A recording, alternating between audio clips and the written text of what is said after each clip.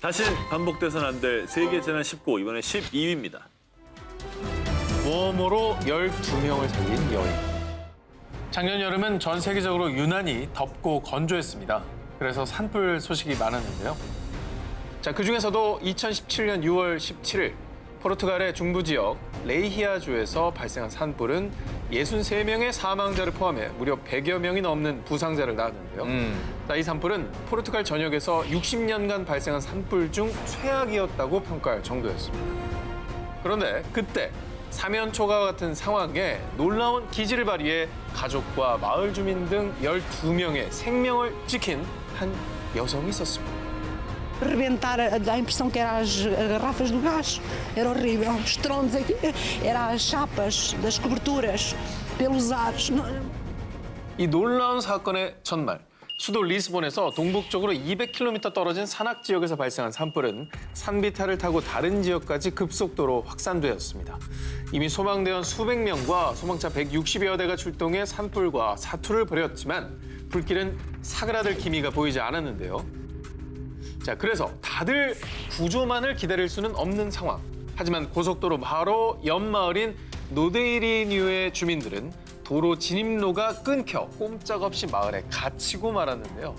이때 마리아는 포기하지 않고 탈출을 시도합니다. 자, 그러나 그녀는 혼자가 아니었죠.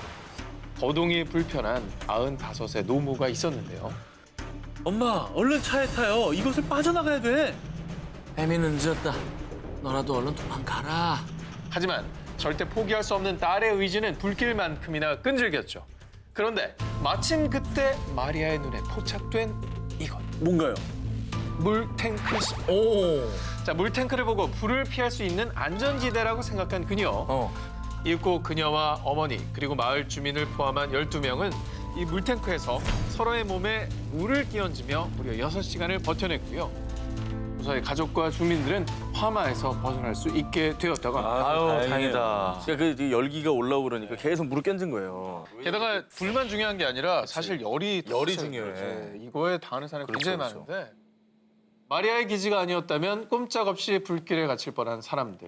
자, 꼭 기억하시길 바라겠습니다. 그 어떤 재난에서도 절대 포기해서는 안 된다는 걸 말이죠. 다시 반복돼서는 안 될 세계재난 19. 이번엔 7위로 갑니다. 101명의 목숨을 앗아간 바퀴. 1998년 6월 3일 오전 11시. 시속 200km를 달리던 독일의 고속열차 이체에 목적지인 함부르크를 130km 남긴 지점에서 사상 최악의 열차 사고를 내고 맙니다. 전 세계를 충격에 빠뜨린 열차 사고. 보시다시피 각 열차 차량은 제각각 분리되면서 탈산. 그중에 3호차는 콘크리트 다리 기둥을 정면으로 들이받았고요. 그 충격으로 다리 기둥이 무너져서 뒤에 오던 열차 위로 떨어지고 말았습니다. 정말 삽시간에 생지옥으로 변한 선로 위. 행복한 여름휴가를 꿈꾸며 열차에 몸을 실었던 101명의 승객들은 안타깝게 목숨을 잃었습니다. 정말 처참하네요. 그렇죠. 독일이 그 이체라는 게 우리나라로 치면 이제 KTX. KTX 같은 고속열차잖아요. 굉장히 빠르죠. 예. 네. 근데 이 사고 원인이 뭐였을까요? 다리 위에서 자동차가 떨어졌다. 즉 어쩔 수 없는 사고였다라고 발표를 했지만요.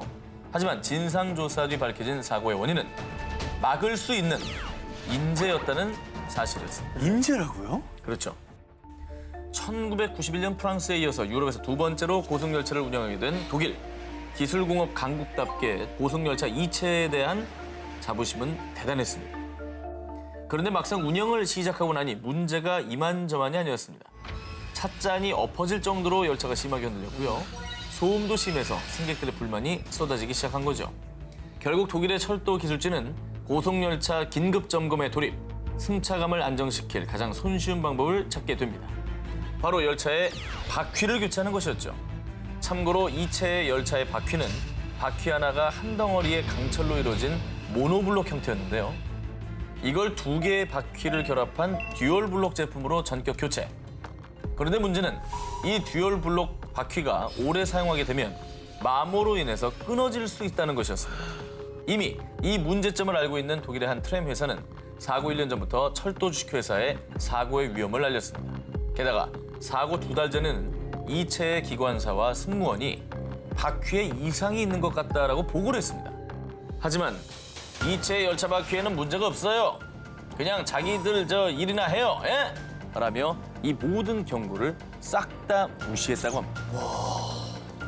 그런데 더 화나는 건 당시 독일 고속열차의 바퀴 안전성 검수 방법이 그냥 육안 검사였다는 겁니다. 랜턴으로 불을 비춰서 맨눈으로 검사하는 거죠. 그러니까 즉 이미 예고된 대형 참사였다는 겁니다. 7년간 마모된 바퀴가 선로 위에서 끊어지면서 일어난 세계 최악의 고속철도 참사입니다. 이렇게 평생 잊을 수 없는, 아니 지울 수 없는 대참사를 맞고 나서야 독일 철도 주식회사는 바퀴를 다시 모노블록 형태의 튼튼한 강철 바퀴로 교체를 하고요. 열차 바퀴 점검 방법을 강화했다고 합니다.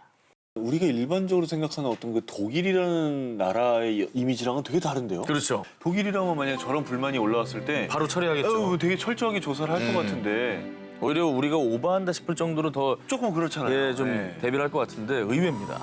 근데 왜 그랬지?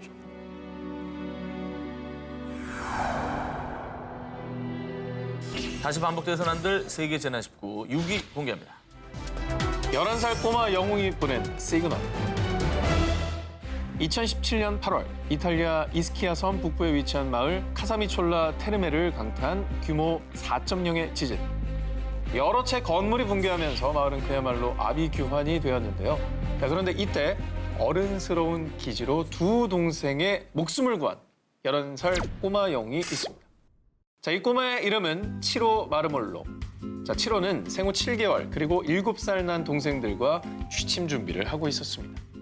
자, 그런데 정말 예고 없던 지진이 발생하면서요. 순식간에 2층 집이 와르르 무너져 치로와 동생들은 건물 잔해 속에 갇히 호흡합니다. 자, 한편 사고 직전 욕실과 주방에 있던 부모님은 구조대 도움으로 창문을 통해 가까스로 빠져나올 수 있었는데요. 하지만 문제는 삼형제. 켜켜이 쌓인 건물 잔해 더미에서 몸집이 작은 어린 삼형제를 찾아내는 건 매우 어려운 일이었습니다. 그렇게 삼형제의 생사를 가르는 시간이 속절없이 지나고 있을 무렵 이 시그널의 정체는요. 11살 맏형인 치로가 빗자루 손잡이로 큰 시멘트 잔을 톡톡톡 치면서 자신들의 위치를 알린 소리였어요. 아우 다행이다. Lo so perché stiamo arrivando, Marco! Stiamo arrivando, non ti preoccupare! 그래도 똑똑하네요. 그렇죠. 결국 치로의 기지 덕분에 구조대는 삼형제가 파묻힌 위치를 파악할 수 있었고요. 지진 발생 7시간 만인 새벽 4시. 생후 7개월인 동생을 먼저 구출. 뒤이어 7시간 뒤인 오전 11시엔 7살 동생을, 그리고 맏형 치로는 제일 마지막으로 지진 발생 16시간 만에 구조될 수 있었습니다. 아유 어른스러워라. 본인도 얼마나 놀랐었겠습니까. 근데 당시 같은 방에서 자고 있던 둘째 동생을 깨워서 침대 밑으로 데려가 피신을 먼저 시켰던 겁니다. 대단하다. 자, 위기의 순간 놀라운 기지로 동생의 목숨을 구한 꼬마 영웅 치로. 아주 칭찬해. 다시 반복돼서는 안 될 세계 재난 19 5위 공개합니다. 한 어때? 남았지? 한퇴. 안 돼. 그렇지 그렇지. 2002년 4월 15일 중국 베이징시에서 출발한 중국 민항기인 A사의 여객기가 부산 김해공항에 착륙을 시도하다가 그만 정해진 선회 지점을 놓치며 김해시 진해동의 돛대산 정상 부근에서 추락하는 사고가 발생하고 맙니다.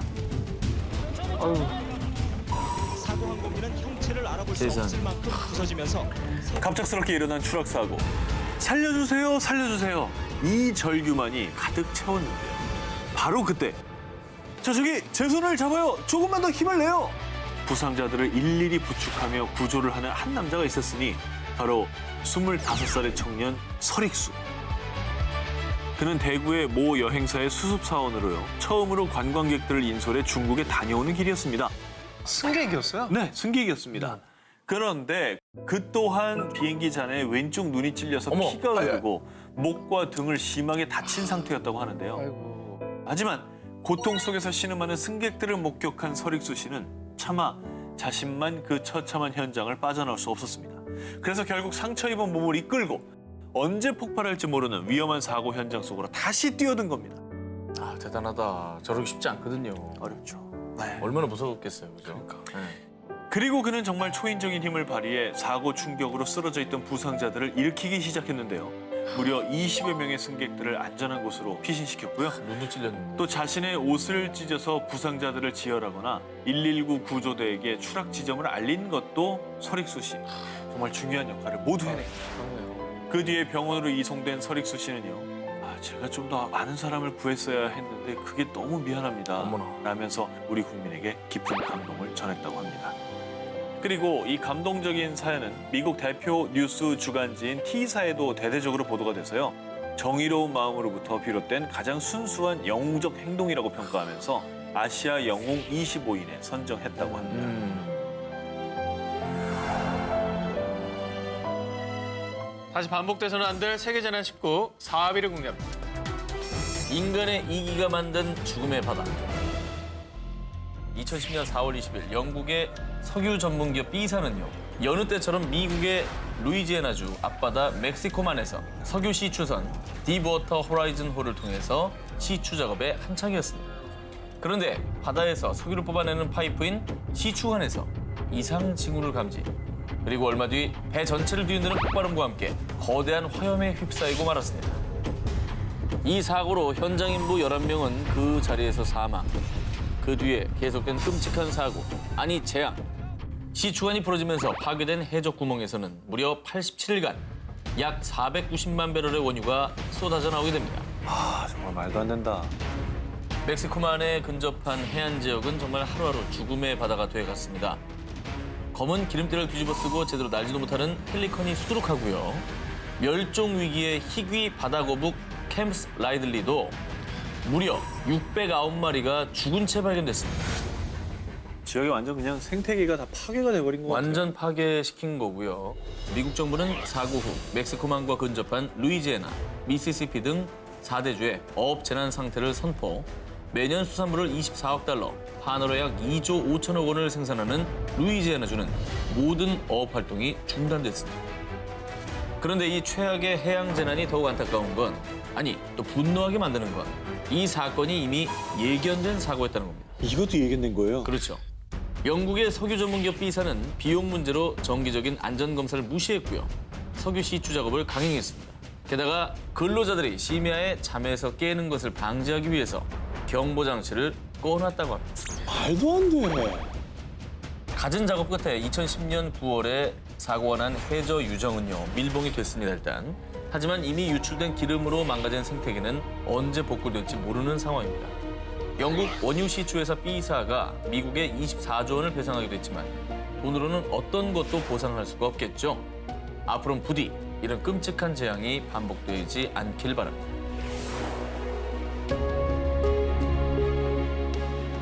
자, 그리고요, 미국에도 절체절명, 위기의 순간에 시민을 위해서 뛰어든 영웅들이 있습니다. 바로 소방관 19명의 얘기입니다. 2013년 6월 28일 미국 애리조나주 야넬 힐. 바짝 마른 나무에 벼락이 떨어지면서 큰 산불이 발생하고 말았는데요. 고온건조한 날씨와 강풍으로 불은 삽시간에 번져서 산은 시뻘건 불길을 뿜으며 용광로처럼 타올랐습니다. 정말 그 누구도 진입할 수 없는 상황. 하지만 19인의 소방관은 이 불길 속으로 뛰어들었는데요. 이들의 다른 이름은 바로 핫샷. 핫샷? 핫샷? 이게 어떤 의미를 가지고 있는 거예요? 이 핫샷은 미국 최정예 엘리트 소방관으로요. 일반 소방대원과는 다르게 산불이 발생하면 최전방에 투입돼서 방화 차단선을 치는, 즉 산불 진압 전문 요원을 핫샷이라고 합니다. 약간 소방관 중에서도 특수부대, 특공대 이런 느낌인 거군요. 그렇죠. 정말 핫샷의 임무와 역할이 굉장히 중요하겠어요. 맞습니다. 그래서 애리조나주 야넬 힐 화재에도 긴급 투입된 19인의 핫샷 요원인데요. 이들은 일반 소방 호스가 아닌 톱과 도끼, 불을 붙이는 토치를 들고 불이 난 곳에 반대로 달려가서 불이 번질 염려가 있는 풀이나 나무를 먼저 자릅니다. 또 땅을 파서 경계선을 구축한 뒤 맞불을 놓아서 불길을 잡는데요. 이렇게 불과 사투를 벌이고 있는 그때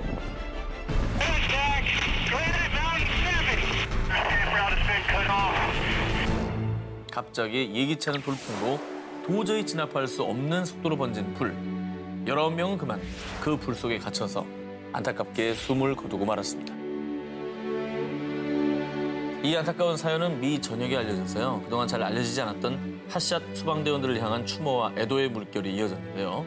그리고 더 안타까운 건 희생된 핫샷 요원들이 20, 30대 청년들이었다고 합니다. 당신들의 숭고한 희생 정신을 결코 잊지 않겠습니다. 다시 반복돼서는 안 될 세계재난 19 1위 공개합니다. 런던을 뒤흔든 6월의 항공. 작년 6월 영국 런던.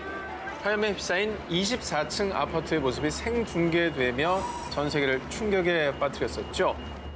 화재가 발생한 곳은 영국에서도 가장 경제적으로 번성한 런던 한복판 켄싱턴 지구였는데요. 하지만 화재가 일어난 그ren펠 타워는 120가구, 약 600명 정도가 거주하는 곳으로 입주민은 주로 제3세계에서 온 이주민들과 난민들이 대부분이었습니다. 하필 가장 어려운 상황에 있는 분들이 모여있는 아파트여서 더 안타까움을 자아냈죠. 그렇습니다. 자, 사망자 71명을 비롯해 무려 400여 명의 희생자를 낸 이 최악의 화재. 자, 화재의 원인은 4층에서 시작이 됐습니다. 파이어로 인해 냉장고가 폭발했고 불꽃이 건물 외장재를 타고 24층 꼭대기까지 이어진 겁니다. 자, 소방차 40여 대와 소방관 200여 명이 투입됐지만 불길을 잡기엔 역부족. 결국 50분 만에 그ren펠 타워는 완전히 타버려 흉측한 몰골로 남고 말았는데요. 좀 더 빨리 진압할 수 있지 않았을까 싶은데 그럴 수 없었던 뭐 이유가 있습니까? 네, 자 켄싱턴 지구 화재 참사를 막을 수 없었던 건 소방차가 들어갈 수 있는 아파트의 진입로가 고작 한 곳뿐이었고요. 그ren펠 타워의 외장재는 화재에 매우 취약한 저렴한 소재를 사용했습니다. 아이고. 또 알루미늄 사이에 플라스틱의 일종인 가연성 폴리에틸렌을 넣어서 불이 더 쉽게 옮겨 붙었던 겁니다. 자, 그리고 무엇보다 더 충격적이었던 건 스프링클러나 화재 경보기 같은 화재 대비 설비가 전혀 없었다는 거였습니다. 그러니까 고장난 것도 아니고 아예 없었다는 거잖아요. 그야말로 뭐 예고된 인재였던 건데요. 충분히 막을 수 있었던 재난이라 더욱더 가슴이 아픕니다.